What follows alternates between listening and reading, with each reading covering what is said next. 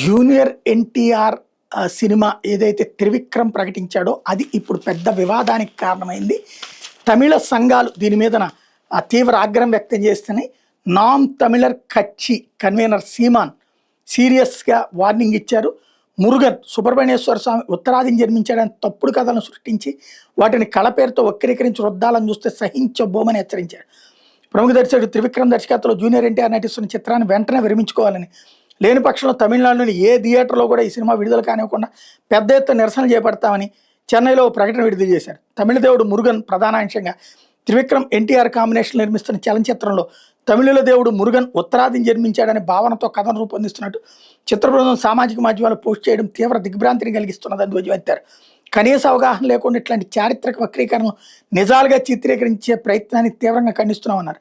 50,000 సంవత్సరాల కంటే ప్రాచీన చరిత్ర కలిగిన తమిళ జాతికి ప్రత్యేకమైన కళలు, సాహిత్యం, సంస్కృతి, నాగరికత, జీవన విధానం, దైవారాధన ఉన్నాయని గుర్తు చేశారు.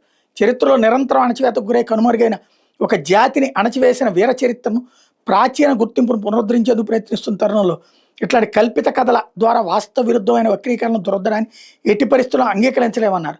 తమిళ భూభాగాల్లో జీవించిన దేవుడి మీద, సంస్కృతి మీద ఆధిపత్యం చెలాయించి వాటిని ఇతరులు అపహరించారని ధ్వజమెత్తారు.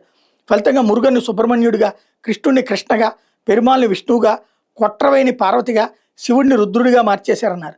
ఈ సినిమాని ఇదే కథతో విడుదల చేస్తే తమిళనాడు థియేటర్ల యజమానులు ఈ చిత్రాన్ని విడుదల చేయకూడదనే నిర్ణయం తీసుకోవాల్సి ఉంటుందన్నారు. లేని పక్షంలో ఏ థియేటర్లోని ఈ సినిమాను ప్రదర్శించకుండా నామ్ తమిళర్ కచ్చి అడ్డుకుంటుందని హెచ్చరించారు.